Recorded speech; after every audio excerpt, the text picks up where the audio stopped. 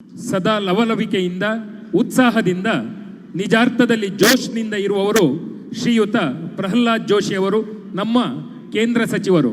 ಇದೀಗ ಅಭ್ಯಾಗತರ ನುಡಿಗಾಗಿ ಸನ್ಮಾನ್ಯ ಪ್ರಹ್ಲಾದ್ ಜೋಶಿ ಅವರನ್ನ ಮಾತಿನ ಮಂಟಪಕ್ಕೆ ಆಹ್ವಾನಿಸ್ತಾ ಇದ್ದೇವೆ. ಎಲ್ಲರಿಗೂ ನಮಸ್ಕಾರ. ನಾನು ಮಾತನ್ನು ಆರಂಭ ಮಾಡುವುದಕ್ಕಿಂತ ಮುಂಚಿತವಾಗಿ 10 ವರ್ಷಗಳ ಕಾಲ ಭಾರತದ ಪ್ರಧಾನಮಂತ್ರಿಯಾಗಿ ಅತ್ಯಂತ ಮೃದು ಭಾಷೆಯಾಗಿ ಅತ್ಯಂತ ಸಾಮಾನ್ಯ ಕುಟುಂಬದಿಂದ ಬಂದು ವರ್ಲ್ಡ್ ಬ್ಯಾಂಕ್ ಹಿಡ್ಕೊಂಡು ರಿಸರ್ವ್ ಬ್ಯಾಂಕ್ವರೆಗೆ ಹಣಕಾಸು ಇಲಾಖೆಯ ಕಾರ್ಯದರ್ಶಿಯಾಗಿ, ಹಣಕಾಸು ಸಚಿವರಾಗಿ, ರಾಜ್ಯಸಭೆಯಲ್ಲಿ ಅಪೋಸಿಷನ್ ಲೀಡರ್ ಆಗಿ, ಕೊನೆಗೆ ದೇಶದ ಅತ್ಯುನ್ನತವಾದಂಥ ಹುದ್ದೆ ಆದಂಥ ಪ್ರಧಾನಮಂತ್ರಿ ಸ್ಥಾನವನ್ನು ಅಲಂಕರಿಸಿ ಹಲವಾರು ಬಾರಿ ಅವ್ರನ್ನ ಡೆಲಿಗೇಷನ್ದಲ್ಲಿ ಭೇಟಿ ಮಾಡುವಂಥ ಅವಕಾಶ ಸಿಕ್ಕಿತ್ತು. ರಾಜಕೀಯ ಭಿನ್ನಮತ ವೈರುಧ್ಯದ ಹೊರತಾಗಿಯೂ ಸಹಿತ ಅತ್ಯಂತ ಸಂಯಮದಿಂದ ಎಲ್ಲರನ್ನೂ ಮಾತನಾಡಿಸುವಂಥ ಪ್ರವೃತ್ತಿ ಅವ್ರದ್ದಾಗಿತ್ತು. ಅವರಿಗೆ ನಾನು ಈ ಸಭೆಯಲ್ಲಿ ಕೂಡ ಶ್ರದ್ಧಾಂಜಲಿಯನ್ನು ಅರ್ಪಿಸ್ತಾ ಇದ್ದೇನೆ. ಈ ಕಾರ್ಯಕ್ರಮದ ಸಾನ್ನಿಧ್ಯವನ್ನು ವಹಿಸಿರುವಂಥ ಪರಮಪೂಜ್ಯ ಶ್ರೀ ಶ್ರೀ ರಾಘವೇಶ್ವರ ಭಾರತೀ ಮಹಾಸ್ವಾಮಿಗಳು ಹಾಗೂ ಪರಮಪೂಜ್ಯ ಶ್ರೀ ಶ್ರೀ ಸೌಮ್ಯನಾಥ ಸ್ವಾಮೀಜಿ ಆದಿಚುಂಚನಗಿರಿ ಮಠ ಇವರ ಪಾದಾರವಿಂದದಲ್ಲಿ ವಂದಿಸಿ, ನಮ್ಮೆಲ್ಲರಿಗೂ ಹಿರಿಯರು ಮಾರ್ಗದರ್ಶಕರು ಆದಂಥ ಸನ್ಮಾನ್ಯ ಮಾಜಿ ಮುಖ್ಯಮಂತ್ರಿಗಳಾದಂಥ ಸದಾನಂದ ಗೌಡ್ರೆ, ಹೊರನಾಡಿನ ಧರ್ಮಾಧಿಕಾರಿಗಳಾದಂಥ ಪೂಜ್ಯ ಭೀಮೇಶ್ವರ ಜೋಶಿ ಅವರೇ, ನಮ್ಮ ಪಕ್ಷದ ರಾಜ್ಯದ ಅಧ್ಯಕ್ಷರಾದಂಥ BY ವಿಜೇಂದ್ರ ಅವರೇ, ಹಾಗೂ ಶಾಸಕರಾದಂಥ ಹಿಂದಿನ ಉಪಮುಖ್ಯಮಂತ್ರಿಗಳಾದಂಥ ಅಶೋಕ್, 6 ಬಾರಿ ಶಾಸಕರಾಗಿ ಈಗ 7ನೇ ಬಾರಿಗೆ ಲೋಕಸಭಾ ಸದಸ್ಯರಾಗಿರುವಂಥ ಮತ್ತು ವಿಧಾನಸಭೆಯ ಸ್ಪೀಕರ್ ಆಗಿಯೂ ಕಾರ್ಯವನ್ನು ನಿರ್ವಹಿಸಿರುವಂಥ ಶ್ರೀ ವಿಶ್ವೇಶ್ವರ ಹೆಗಡೆ ಕಾಗೇರಿ ಅವರೇ, AKBMSನ ಅಧ್ಯಕ್ಷರಾದಂಥ ಶ್ರೀ ಅಶೋಕ್ ಹಾರನಹಳ್ಳಿ ಅವರೇ, ಗಿರಿಧರ್ ಖಜೆ ಅವರೇ, ಪತ್ರಿಕೋದ್ಯಮದಲ್ಲಿ ತಮ್ಮ ಬರವಣಿಗೆಯ ಮೂಲಕವೇ ಹೆಸರು ಮಾಡಿರುವಂಥ ಮತ್ತು ಯಾವ್ಯಾವ ಪತ್ರಿಕೆಗೆ ಹೋಗ್ತಾರೋ ಆ ಪತ್ರಿಕೆಯ ಯಶಸ್ಸನ್ನು ಉತ್ತುಂಗಕ್ಕೆ ತೆಗೆದುಕೊಂಡು ಹೋದಂಥ ವಿಶ್ವೇಶ್ವರ ಭಟ್ರೆ, ಮಹೇಶ್ ಜೋಶಿ ಅವರೇ, ಕಿಶೋರ್ ಕುಮಾರ್ ಪುತ್ತೂರ್ ಅವರೇ, ಈಗ ಆಗಮಿಸಿರುವಂಥ ಜಯಸಿಂಹ ಅವರೇ, ಹಾಗೂ ಈಗ ಆಗಮಿಸ್ತಾ ಇರುವಂಥ ಮಂತ್ರಾಲಯದ ರಾಘವೇಂದ್ರ ಮಠದ ಪೀಠಾಧಿಪತಿಗಳಾದಂಥ ಸುಬ್ರೇಂದ್ರ ತೀರ್ಥ ಸ್ವಾಮೀಜಿ ಅವರಿಗೆ ಶಿರಸಾಷ್ಟಾಂಗ ನಮಸ್ಕಾರಗಳನ್ನು ಸಲ್ಲಿಸಿ ನಾನು ಸ್ವಾಗತವನ್ನು ಕೋರ್ತಾ ಇದ್ದೇನೆ.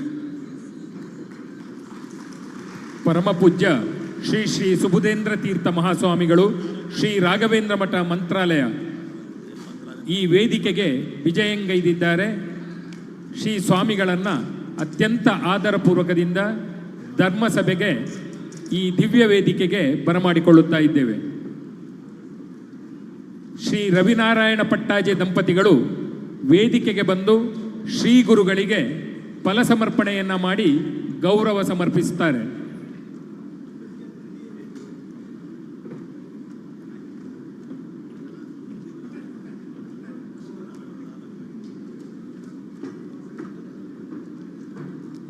ಶ್ರೀ ರವಿನಾರಾಯಣ ಪಟ್ಟಾಜೆ ದಂಪತಿಗಳಿಂದ ಮಂತ್ರಾಲಯ ಶ್ರೀಗಳಿಗೆ ಫಲ ಸಮರ್ಪಣೆ.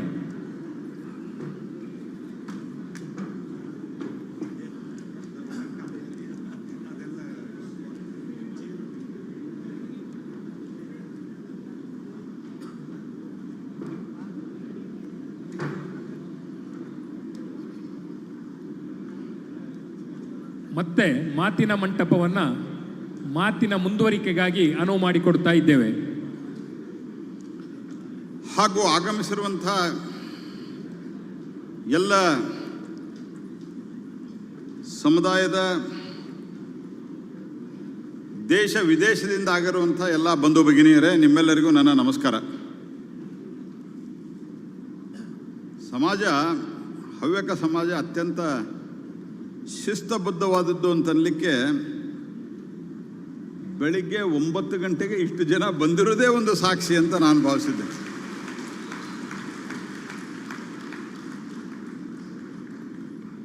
ನನಗೆ ವಿಶ್ವೇಶ್ವರ ಹೆಗಡೆ ಅವರು ದಿಲ್ಲಿಯಲ್ಲಿ ಸದನ ನಡೀತಾ ಇರ್ಬೇಕಾದ್ರೆ ಭಾಳ ಆಗ್ರಹಪೂರ್ವಕವಾಗಿ ಹೇಳಿದರು, 9 ಗಂಟೆಗೆ ಬರಬೇಕು, 9 ಗಂಟೆಗೆ ಬರಬೇಕು. ನಾನು ಹೇಳಿದೆ, ಯಾರು ಬರ್ತಾರ್ರಿ ಅಷ್ಟು ಬೇಗ ಅಂತ. ಆದರೆ ಭಾಳ ಒಂದು ಶಿಸ್ತುಬದ್ಧವಾದ ಮತ್ತು ಸಮಯ ಪ್ರಜ್ಞೆ ಇರುವಂಥ ಸಮಾಜ ಅಂತ ಅನ್ಲಿಕ್ಕೆ ಇವತ್ತಿನ ಕಾರ್ಯಕ್ರಮವೂ ಸಿದ್ಧಗೊಂಡಿದೆ ಅಂತ. ಹವ್ಯಕ ಸಮಾಜ ಒಂದು ಪ್ರತಿಭಾವಂತ ಸಮಾಜ. ಎಲ್ಲೆಲ್ಲಿ ಪ್ರತಿಭೆಗೆ ಅವಕಾಶ ಇದೆ ಅಲ್ಲಿ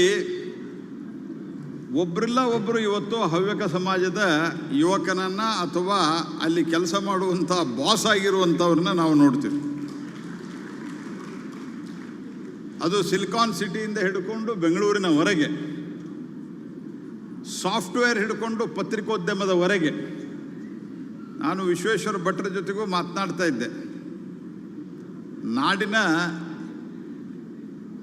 ಎಲ್ಲ ಪತ್ರಿಕೆಗಳು, ಪ್ರಜಾವಾಣಿಯಿಂದ ಹಿಡ್ಕೊಂಡು ವಿಶ್ವವಾಣಿ, ಕನ್ನಡಪ್ರಭ, ಉದಯವಾಣಿ ಮತ್ತು ಉಳಿದ ಎಲ್ಲ ಪತ್ರಿಕೆಗಳು, 6 ಪ್ರಮುಖ ಪತ್ರಿಕೆಗಳು, ಈ ಎಲ್ಲ ಪತ್ರಿಕೆಗಳ ಸಂಪಾದಕರು ಸಹಿತ ಇವತ್ತು ಹವ್ಯಕರಾಗಿದ್ದಾರೆ ಅನ್ನುವಂಥದ್ದು. ಮೊದಲು ಹೊಸ ದಿಗಂತ ಒಂದು ಬಿಟ್ಟಿದ್ರೆ ವಿನಾಯಕ್ ಭಟ್ರು ಅದನ್ನು ಹಿಡ್ಕೊಂಡು ಬಿಟ್ಟಿದ್ದಾರೆ. ಹೀಗಾಗಿ ನಾನು ಭಟ್ರಿಗೆ ಹಾಸ್ಯಮಯವಾಗಿ ಹೇಳ್ತಾ ಇದ್ದೆ, ನಾಳೆ ಬೇರೆ ಎಷ್ಟೇ ಪ್ರಮುಖವಾದಂಥ ಸುದ್ದಿಗಳು ಇದೆ ನಾಳೆಗೆ ಇವತ್ತಿಗೆ ಎಲ್ಲ, ಆದರೂ ಕೂಡ ಈ ಸಮ್ಮೇಳನದ ಸುದ್ದಿ ಟಿ ವಿಗಳಲ್ಲಿ ಮತ್ತು ಪತ್ರಿಕೆಯಲ್ಲಿ ಪ್ರಮುಖವಾಗಿ ಬಂದೇ ಬರ್ತದೆ ಅನ್ನುವಂಥ ಮಾತನ್ನು ಹೇಳ್ತಾ ಇದ್ದೆ.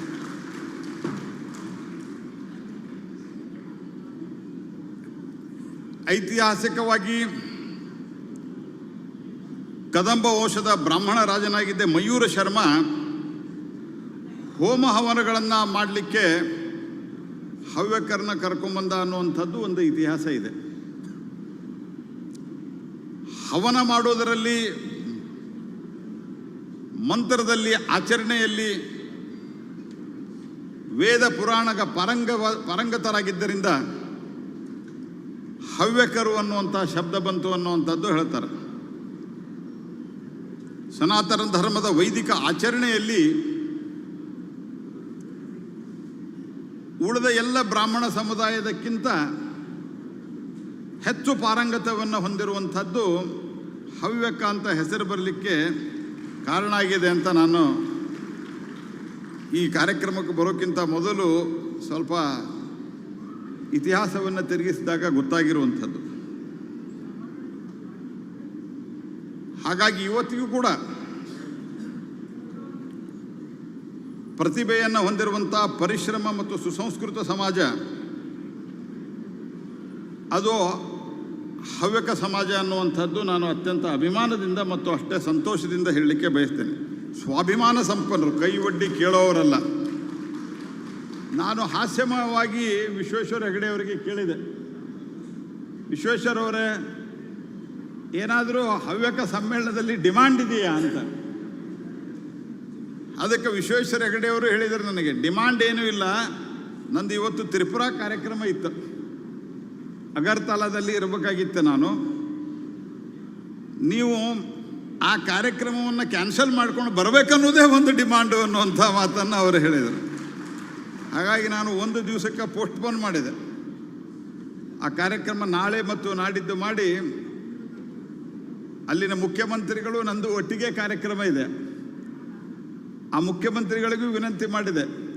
ನಮ್ಮ ಮಾಜಿ ವಿಧಾನಸಭೆಯ ಸ್ಪೀಕರ್ ಅವರು ಆದೇಶ ಹೊರಡಿಸಿದ್ದಾರೆ, ಹಾಗಾಗಿ ನಾನು ಅಲ್ಲಿಗೆ ಹೋಗಬೇಕಾಗಿದೆ, ಅದಕ್ಕೆ ನೀವು 1 ದಿವಸ ಅಡ್ಜಸ್ಟ್ ಮಾಡಿಕೊಡು ಅಂತ. ಅವರು ಭಾಳ ಆ ಕಡೆ ಈ ಕಡೆ ಮಾಡಿಕೊಂಡು ನಾಳೆ ಅಗರ್ತಲಾದಲ್ಲಿ ನಮ್ಮದು ಕಾರ್ಯಕ್ರಮ ಇದೆ.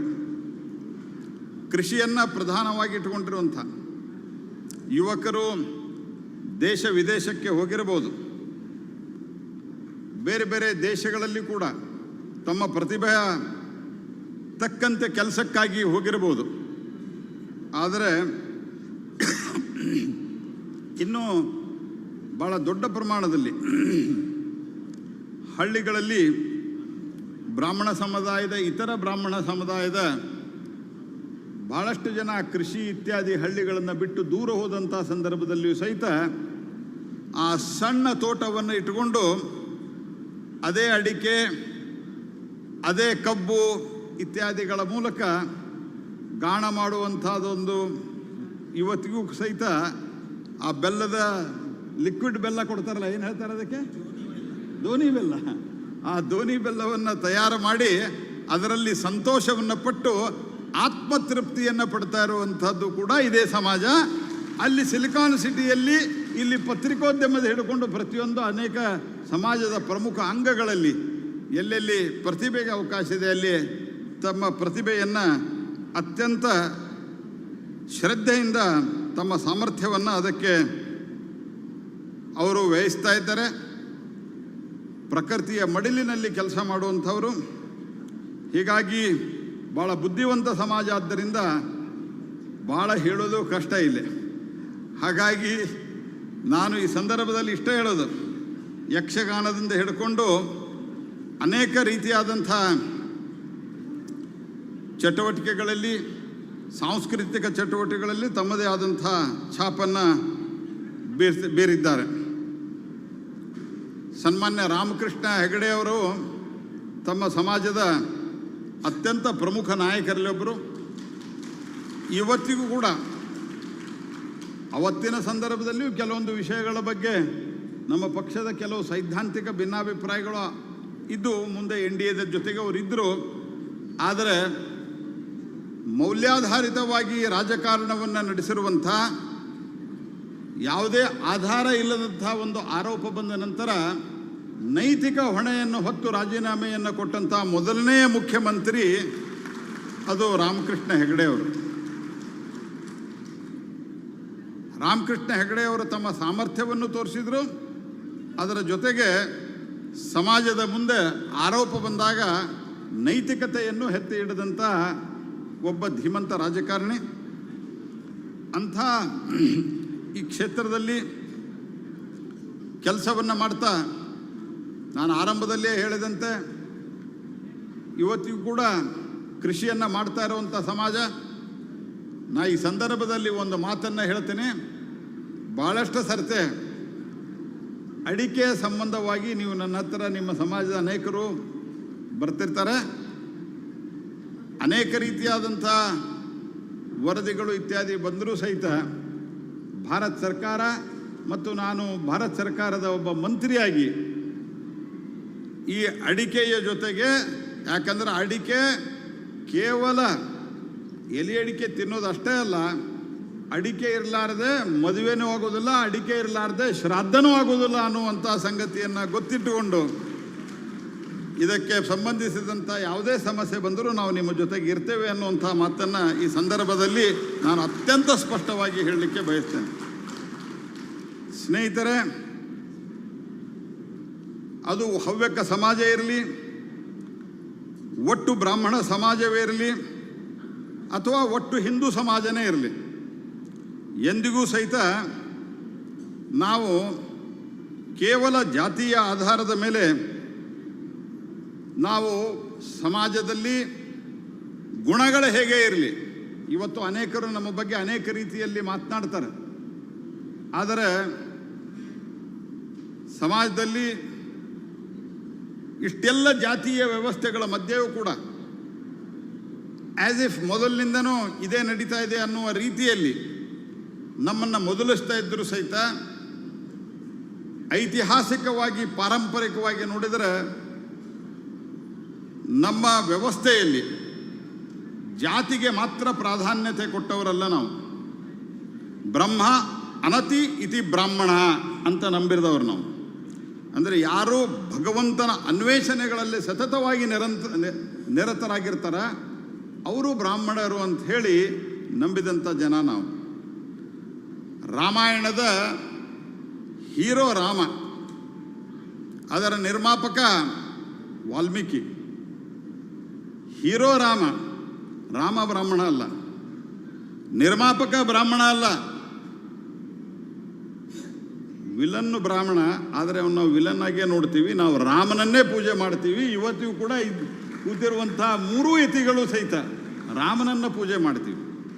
ಕೃಷ್ಣ ಬ್ರಾಹ್ಮಣ ಅಲ್ಲ, ವ್ಯಾಸ ಬ್ರಾಹ್ಮಣ ಅಲ್ಲ, ಇನ್ನೂ ಅನೇಕ ಉದಾಹರಣೆಗಳನ್ನು ಆ ರೀತಿಯಲ್ಲಿ ನಾವು ಹೇಳ್ಬೋದು. ಹಾಗಾಗಿ ಸಾಮಾಜಿಕವಾದಂಥ ಸಾಮರಸ್ಯವನ್ನು ಕಾಪಾಡೋದರಲ್ಲಿ ಯಾವತ್ತೂ ನಮ್ಮ ಸಮಾಜ, ಹವ್ಯಕ ಸಮಾಜ, ಹಿಂದೂ ಸಮಾಜ, ಬ್ರಾಹ್ಮಣ ಸಮಾಜ ಎತ್ತಿದ ಕೈ. ಹಾಗಾಗಿ ದೇಶದ ಹಿತದ ದೃಷ್ಟಿಯಿಂದ ನಮ್ಮ ಸಮಾಜದ ಸಂಘಟನೆಯ ಜೊತೆಗೆ ಒಟ್ಟು ಹಿಂದೂ ಸಮಾಜವನ್ನು ನಾವು ಒಟ್ಟಿಗೆ ತೆಗೆದುಕೊಂಡು ಹೋಗುವಂಥ ಜವಾಬ್ದಾರಿಯೂ ನಮ್ಮ ಮೇಲಿದೆ ಅಂತ ನಾನು ಭಾವಿಸಿದ್ದೇನೆ. ಯಾಕೆಂದರೆ ಹೀಗಾದರೂ ಮಾಡಿ ಇವತ್ತು ಭಾರತ ಏನೋ ಮುಂದಕ್ಕೆ ಹೋಗ್ತಾ ಇದೆ. ಜಾಗತಿಕ ಮಟ್ಟದಲ್ಲಿ ಭಾರತಕ್ಕೆ ತನ್ನದೇ ಆದಂಥ ಸ್ಥಾನ ಸಿಗ್ತಾ ಇದೆ. ಒಂದು ಕಾಲದಲ್ಲಿ ಫ್ರಾಜೈಲ್ 5 ಅಂತಿದ್ದಂಥ ಎಕಾನಮಿ, ಅಂದರೆ ಯಾವಾಗ ಒಡೆದು ಹೋಗ್ಬೋದಾದಂಥ, ಬಿದ್ದು ಹೋಗ್ಬೋದಾದಂಥ ಆರ್ಥಿಕತೆ ಭಾರತ ಅಂತ ಹೇಳುವಂಥ ಒಂದು ಸ್ಥಿತಿಯಿಂದ ಜಗತ್ತಿನ 5ನೇ ಅತಿ ದೊಡ್ಡ ಆರ್ಥಿಕ ಶಕ್ತಿಯಾಗಿ ಭಾರತ ಇವತ್ತು ಹೊರಹೊಮ್ಮಿದೆ ಸ್ನೇಹಿತರೆ. ಒಂದು ಕಾಲದಲ್ಲಿ ಇಂಪೋರ್ಟನೇ ಅಂತ ಇದ್ದಂಥ ಸಂದರ್ಭವನ್ನು ಬಿಟ್ಟು ಇವತ್ತು ಅದು ಮೊಬೈಲ್ನಿಂದ ಹಿಡ್ಕೊಂಡು ಡಿಫೆನ್ಸ್ವರೆಗೆ ಭಾರತ ಒಂದು ಎಕ್ಸ್ಪೋರ್ಟ್ ಹಬ್ ಆಗಿ ಬೆಳೀತಾ ಇದೆ. We are becoming A export hub. ಒಂದು ಕಾಲದಲ್ಲಿ ಜಗತ್ತಿನ ಫ್ಯಾಕ್ಟ್ರಿ ಯಾವುದು ಅಂತ ಕೇಳಿದರೆ ಅದು ಚೈನಾ ಅಂತ ಹೇಳ್ತಾ ಇದ್ದಂಥ ಸಂದರ್ಭದಿಂದ ಇವತ್ತು ಭಾರತ ಆ ಸ್ಥಾನವನ್ನು ತುಂಬುವಂಥ ಒಂದು ವ್ಯವಸ್ಥೆ ನಿರ್ಮಾಣ ಆಗ್ತಾ ಇದೆ. ನಾನು ಅನೇಕ ಕಡೆ ಬೇರೆ ಬೇರೆ ಕಾರಣದಿಂದ ನಮ್ಮ ಡಿಪಾರ್ಟ್ಮೆಂಟ್ ರಿಲೇಟೆಡ್ ಕಾರಣದಿಂದಾಗಿ ನಾನು ಬೇರೆ ಬೇರೆ ದೇಶಕ್ಕೂ ಹೋಗಿದ್ದೇನೆ. ವಿಶ್ವೇಶ್ವರ ಭಟ್ರಷ್ಟು ಹೋಗಿಲ್ಲ, ಅದು ಬೇರೆ ವಿಷಯ. ಆದರೆ ಈ ಬೈಲ್ಯಾಟ್ರಲ್ಲಿ ವಕ್ತಾಗುವಂಥ ಒಂದು ಟಾಕ್ಸ್ ಏನು ಅಂತಂದರೆ, ಇತ್ತೀಚೆಗೆ ಕೂಡ ನಾನು 1 ವರ್ಷದ ಹಿಂದೆ ಆಸ್ಟ್ರೇಲಿಯಾಕ್ಕೆ ಹೋಗಿದ್ದೆ. ಅಲ್ಲಿ ಕೂಡ ಇವತ್ತು ಭಾರತದ ಈ ಬೆಳವಣಿಗೆಯ ಬಗ್ಗೆ, ಭಾರತ ಪೋಸ್ಟ್ ಕೋವಿಡ್ ನಂತರ ಭಾರತ ಕೋವಿಡ್ ನಿಯಂತ್ರಣದ ಜೊತೆಗೆ ಭಾರತದ ಈ ಎಕಾನಮಿಯ ಪುನರುತ್ಥಾನದ ಬಗ್ಗೆ ಅತ್ಯಂತ ಆಸಕ್ತಿಯಿಂದ ಜಗತ್ತು ನೋಡ್ತಾ ಇದೆ. ಹಾಗಾಗಿ ಇವತ್ತು ಒಂದು ಮ್ಯಾನುಫ್ಯಾಕ್ಚರಿಂಗ್ ಹಬ್ ಆಗಿ ಭಾರತ ಬೆಳೀತಾ ಇದೆ. ನಾನು ಸಮಾಜದ ಎಲ್ಲ ಯುವಕರಿಗೆ ಹೇಳೋದಿಷ್ಟೇ, ಭಾಳ ಅಭಿಮಾನದಿಂದ ಪತ್ರಿಕೋದ್ಯಮದ ಹಿಡಿದು ಸಾಫ್ಟ್ವೇರ್ವರೆಗೆ ಎಲ್ಲದರಲ್ಲಿ ನಾವು ಇದ್ದೀವಿ ಅಂತ ಹೇಳೋದರ ಜೊತೆಗೆ ನಾವು ಒಟ್ಟು ಎಲ್ಲರೂ ಆಲ್ ಪುಟ್ ಟುಗೆದರ್ ನಾ ಹೇಳೋದು, ಕೇವಲ ನಾವು ಮತ್ತೊಬ್ಬರು ಕಟ್ಟಿದ ಸಂಸ್ಥೆಯಲ್ಲಿ ಇರೋದಕ್ಕಿಂತ ನಾವು ನಮ್ಮದೇ ಆದಂಥ ಒಂದು ಎಂಟ್ರಪ್ರನರ್ ಆಗಿ ಬಳಸಲಿಕ್ಕೆ ವಿಶೇಷ ಆದ್ಯತೆಯನ್ನು ನಾವು ಕೊಡಬೇಕಾಗಿದೆ ಅಂತ ನಾನು ಭಾವಿಸಿದ್ದೇನೆ. ಜಾಬ್ ಸೀಕರ್ಸ್ ಬದಲಾಗಿ ಜಾಬ್ ಪ್ರೊವೈಡರ್ಸ್ ಆಗಿ ಪರಿವರ್ತನೆ ಹೊಂದಬೇಕು. ಭಾಳ ಅನೇಕರು ಇವತ್ತು ಸಾಫ್ಟ್ವೇರ್ ಉದ್ಯಮದಲ್ಲಿ ತಮ್ಮದೇ ಆದಂಥ ಉದ್ಯಮೆಯನ್ನು ಸ್ಥಾಪಿಸಿದಂಥ ಯುವ ಹವ್ಯಕ ಪ್ರತಿಭೆಗಳು ಭಾಳ ದೊಡ್ಡ ಪ್ರಮಾಣದಲ್ಲಿ ಇದ್ದಾರೆ. ಆದರೆ ಎಲ್ಲ ರಂಗಗಳಲ್ಲಿ ನಾವು ಇದರ ಉಪಯೋಗವನ್ನು ಪಡ್ಕೊಳ್ಬೇಕಾಗಿದೆ. ಇದಕ್ಕೆ ಕಾರಣ ಇಷ್ಟೇ, ನಾನು ಹೇಳೋದು, ಜಗತ್ತಿನಲ್ಲಿ ಕೆಲಸ ಮಾಡುವಂಥ ಕೈಗಳಿಲ್ಲ. ನಾನು ಇತ್ತೀಚೆಗೆ ಜಪಾನ್ಗೆ ಹೋಗಿದ್ದೆ, ಜರ್ಮನಿಗೆ. ಅಲ್ಲಿ ಒಂದು ರಿನ್ಯೂಯಬಲ್ ಎನರ್ಜಿಯ ಸಮಿಟ್ ಇತ್ತು. ಅಲ್ಲಿ ಒಬ್ಬರು ನನಗೆ ಸಿಕ್ಕಿದ್ರು, 2 ದಿವಸದಲ್ಲಿ ಸ್ವಲ್ಪ ಹತ್ತಿರ ಆದರು. ನಾನು ಕೇಳಿದೆ, ನಿಮ್ಮ ಮನೆಯಲ್ಲಿದೆ ಅಂತ. ಇಲ್ಲೇ ಪಕ್ಕದಲ್ಲಿದೆ ಅಂತಂದರು. ಭಾರತೀಯರು ಭಾಳ ವರ್ಷಗಳಿಂದ ಅಲ್ಲಿದ್ದಾರೆ. ನಾನು ಕೇಳಿದೆ, ಎಷ್ಟು ದೂರ ಆಗತ್ತೆ? ಇಲ್ಲೇ ಸಮೀಪದೆ, ಆದರೆ ನಿಮ್ಮನ್ನು ಮನೆಗೆ ಕರೆಯೋಕ್ಕಾಗಲ್ಲ ಅಂದರು. ನಾನು ಯಾಕೆ ಅಂತ ಕೇಳಿದೆ. ನಾನು ಇದೇ ಹೋಟೆಲ್ದಲ್ಲಿದ್ದೀನಿ 1 ತಿಂಗಳಿಂದ. ಅಂದರೆ ಯಾಕೆ ಅಂತ ಕೇಳಿದೆ. ನಮ್ಮ ಮನೆ ಹೀಟ್ರ್ ಆಫ್ ಆಗಿದೆ ಅಂತಂದರು. ಹೀಟ್ರ್ ರಿಪೇರಿ ಬಂದಿದೆ ಅಂತ, ಅದನ್ನು ಸರಿ ಮಾಡಿಸ್ಬೇಕಿಲ್ಲ ಅಂಥೇಳಿ ಮೆಕ್ಯಾನಿಕ್ಗೆ ಹೇಳಿನಿ 8 ವಾರಗಳ ನಂತರ ಅಪಾಯಿಂಟ್ಮೆಂಟ್ ಕೊಟ್ಟಿದ್ದಾರೆ ಅಂತ.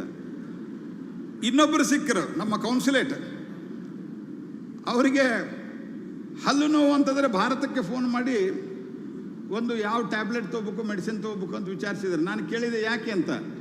ಡೆಂಟಿಸ್ಟ್ ಅಪಾಯಿಂಟ್ಮೆಂಟ್ ಕೇಳಿದರೆ 9 ವಾರದ ನಂತರ ಅಪಾಯಿಂಟ್ಮೆಂಟ್ ಕೊಟ್ಟರು ಅಂತ. ದ ಮೀನ್ಸ್ ಇಲ್ಲಿ ಅಲ್ಲಿನ ಮಾತುಕತೆಯಲ್ಲಿ, ಅಲ್ಲಿನ ಮಂತ್ರಿದು ನಂದು ಮಾತುಕತೆಯಲ್ಲಿ ಅವರ ಡಿಮಾಂಡ್ ಏನು, ರಿನ್ಯೂವೇಬಲ್ ಎನರ್ಜಿಗೆ ಸಂಬಂಧಿಸಿದಂತೆ ಟೆಕ್ನಿಷಿಯನ್ಸನ್ನು ಮತ್ತು ಇಂಜಿನಿಯರ್ಗಳನ್ನು ತಯಾರಿ ಮಾಡಿ ನಮ್ಮಲ್ಲೇ ಕಳಿಸ್ರಿ, ನಮ್ಮಲ್ಲೇ ಕೆಲಸ ಮಾಡೋರಿಲ್ಲ ಅಂತ.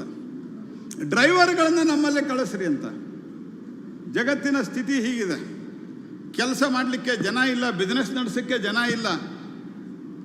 ಹಾಗಾಗಿ India has got a great opportunity. ಅದು ಮ್ಯಾನುಫ್ಯಾಕ್ಚರಿಂಗ್ದಲ್ಲಿರ್ಬೋದು, ಅದು ಸಾಫ್ಟ್ವೇರ್ದಲ್ಲಿರ್ಬೋದು, ಅದು ಡಿಫೆನ್ಸ್ ಪ್ರೊಡಕ್ಟ್ಸ್ನಲ್ಲಿರ್ಬೋದು. We have got a huge opportunity. ಈ ಅಪಾರ್ಚುನಿಟಿಯನ್ನು ಉಪಯೋಗ ಮಾಡಲಿಕ್ಕೆ ನಮ್ಮ ಪ್ರತಿಭೆಯನ್ನು ನಾವು ಮತ್ತೊಂದು ಸಂಸ್ಥೆಯಲ್ಲಿ ಹೋಗಿ ನಾವು ಅದನ್ನು ಲೀಡ್ ಮಾಡೋದು ಅದು ಒಂದು ಅಭಿಮಾನದ ಸಂಗತಿಯೇ. ಆದರೆ ಅದರ ಜೊತೆಗೆ ನಾವು ಕೂಡ ಒಬ್ಬ ಎಂಟರ್ಪ್ರನರ್ಸ್ ಆಗಿ ಉಳಿದವರಿಗೂ ಕೂಡ 100 ಜನರಿಗೆ ಕೆಲಸವನ್ನು ಕೊಡ್ತೀವಿ ಅನ್ನುವಂಥ ತೀರ್ಮಾನವನ್ನು ಈ ಸಮ್ಮೇಳನದಲ್ಲಿ ಚರ್ಚೆ ಆಗಬೇಕಂತ ನಾನು ಭಾವಿಸಿದ್ದೇನೆ. ಇಷ್ಟೊಂದು ದೊಡ್ಡ ಸಂಖ್ಯೆಯಲ್ಲಿ ಭಾಳ ಜನ ಮಾತನಾಡೋರಿದ್ದಾರೆ. ಇಷ್ಟೊಂದು ದೊಡ್ಡ ಸಂಖ್ಯೆಯಲ್ಲಿ ಇಷ್ಟು ಬೇಗ ನೀವು ಬಂದು ಸೇರಿ ಕಾರ್ಯಕ್ರಮವನ್ನು ಮಾಡಿರೋದೇ ನನಗೆ ಭಾಳಷ್ಟು ಆಶ್ಚರ್ಯ ಆಗಿದೆ. ಬೇರೆ ಬೇರೆ ಸಮುದಾಯದ, ನಾನು ಅವ್ರನ್ನ ಯಾರನ್ನೂ ಟೀಕೆ ಮಾಡ್ತಾ ಇಲ್ಲ, ಆದರೆ ಕಾರ್ಯಕ್ರಮಕ್ಕೆ ಹೇಳಿರ್ತಾರೆ 11 ಗಂಟೆಗೆ ಬರ್ರಿ ಅಂತ. ಇನ್ನೂ ಸ್ವಲ್ಪ ಜನ ಬರ್ತಾ ಇದ್ದಾರೆ ವೆಹಿಕಲ್ದಲ್ಲಿ, 1 ಗಂಟೆ ಸ್ವಲ್ಪ ಲೇಟಾಗಿ ಬರ್ರಿ ಅಂತ ಹೇಳ್ತಾರೆ. ಆದರೆ ವಿಶ್ವೇಶ್ವರ ಹೆಗಡೆಯವರು ಬೆಳಗಿನಿಂದನೇ ನನಗೆ ಶುರು ಇಟ್ಟುಕೊಂಡಿದ್ದರು, ಬೇಗ ಬರ್ರಿ ಅಂಥೇಳಿ. ಕೆಲವು ಅನಿವಾರ್ಯವಾದಂಥ ಕೆಲವು ಫೋನ್ಗಳು ಇತ್ಯಾದಿಗಳು ಸ್ವಲ್ಪ ಬೆಳಗ್ಗೆ ಲೇಟ್ ಆಯಿತು. ಆದರೆ ಅಷ್ಟರಲ್ಲಿ ಇಷ್ಟು ದೊಡ್ಡ ಸಂಖ್ಯೆಯಲ್ಲಿ ನೀವು ಸೇರಿರೋದು ನನಗೆ ಭಾಳ ಸಂತಸವನ್ನು ತಂದಿದೆ. ಹಾಗಾಗಿ ನಿಮ್ಮೆಲ್ಲರಿಗೂ ಈ 3 ದಿವಸದ ಈ ವಿಶ್ವ ಹವ್ಯಕ ಸಮ್ಮೇಳನಕ್ಕೆ ನಾನು ಅತ್ಯಂತ ಸಂತೋಷದಿಂದ ಬಂದಿದ್ದೇನೆ ಮತ್ತು ಅಷ್ಟೇ ರೀತಿಯಾದಂಥ ಶುಭ ಹಾರೈಕೆಗಳನ್ನು ಮಾಡಿ ನನ್ನ ಮಾತಿಗೆ ವಿರಾಮ ಹೇಳ್ತೇನೆ. ತಮ್ಮೆಲ್ಲರಿಗೂ ನಮಸ್ಕಾರ.